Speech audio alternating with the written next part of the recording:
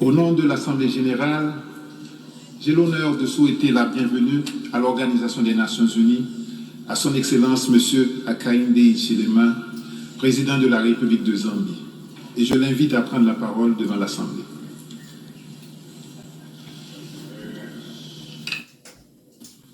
Your Excellency, Mr. Abdullah Shahid, President of the 76th Session of the United Nations General Assembly. Your Excellency, Mr. Antonio Guterres, Secretary General of the United Nations. Your Excellencies, Head of State and Government, distinguished ladies and gentlemen, I wish to begin by congratulating Your Excellency, Mr. Abdullah Shahid, on your election as President of the 76th Session of the United Nations General Assembly. I am confident that your wealth of knowledge and vast experience in multilateral issues will lead to a successful discharge of the important responsibilities of the Assembly throughout this session.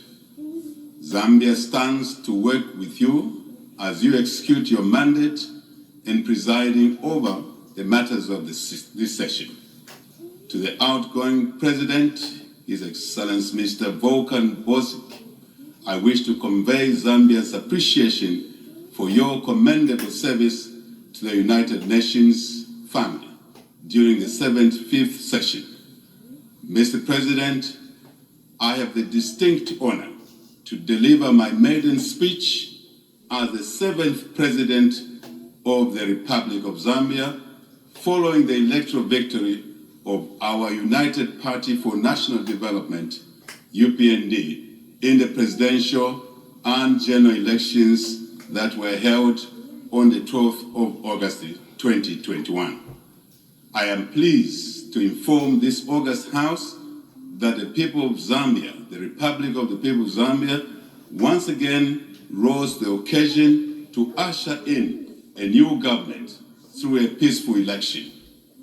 This has enabled Zambia to further consolidate our democratic credentials, which serves as an inspiration to the African continent, where the outcome of our election was determined by those who vote and not those who count votes.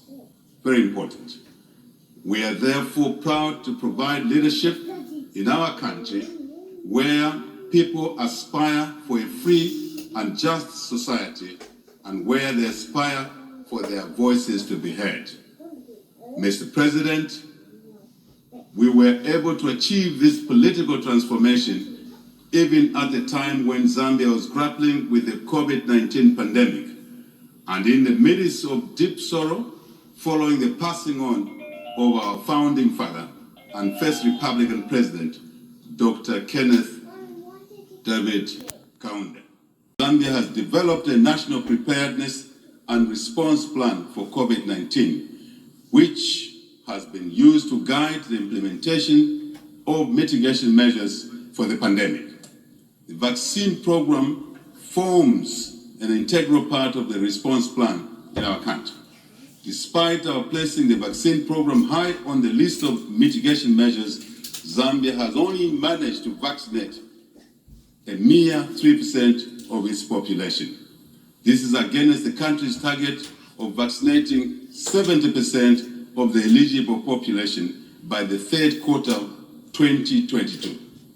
This clearly highlights the inequitable access to vaccines developing countries, especially that more than 2 billion vaccines have been administered worldwide.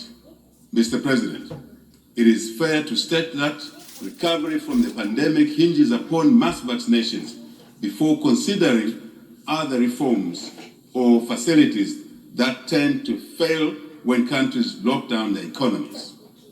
It is therefore gratifying that this session of the General Assembly will consider building on initiatives such as the African Vaccine Acquisition Acquisition Trust for COVID-19, AVAT, and COVID-19 Vaccines Global Access, COVAX. The two initiatives have made it possible for low-income countries, such as our own, Zambia, to access life-saving vaccines, which will contribute to building resilience and recovery from the pandemic. I wish, therefore, to express Zambia's appreciation for the support that has been provided thus far through the COVAX and AVAT facilities.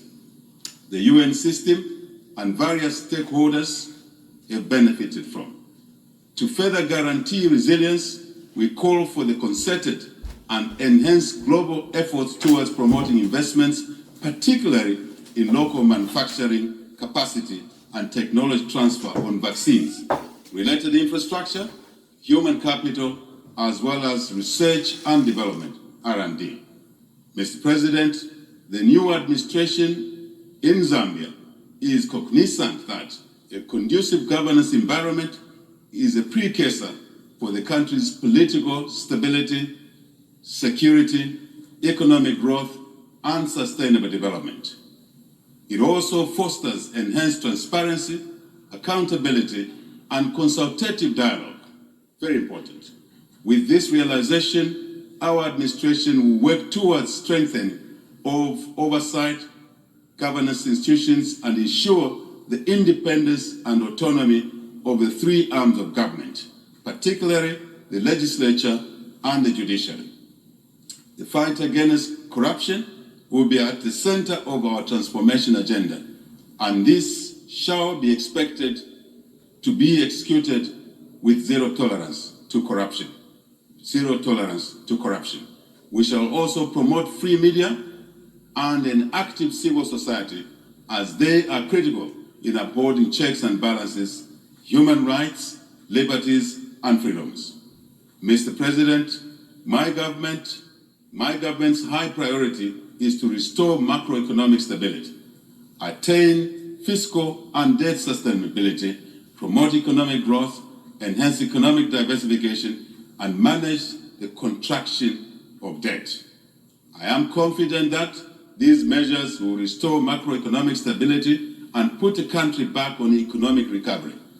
To sustain this growth, Zambia will dedicate efforts to guarantee a stable and predictable environment that will attract and protect local, regional, and foreign direct investment, as well as enhance local participation in our economy. Very important. This is a prerequisite for a vibrant private sector-led economy, and thus create jobs and opportunities for all our people.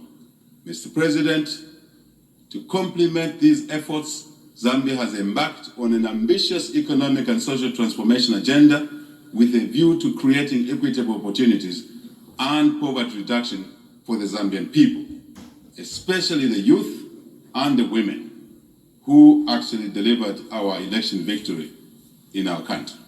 In order to achieve this goal, our administration shall design and implement interventions aimed at inducing enhanced productivity in agriculture, mining, energy, financial services, tourism, technology, health, and education, as well as support the growth of micro, small, and medium enterprises.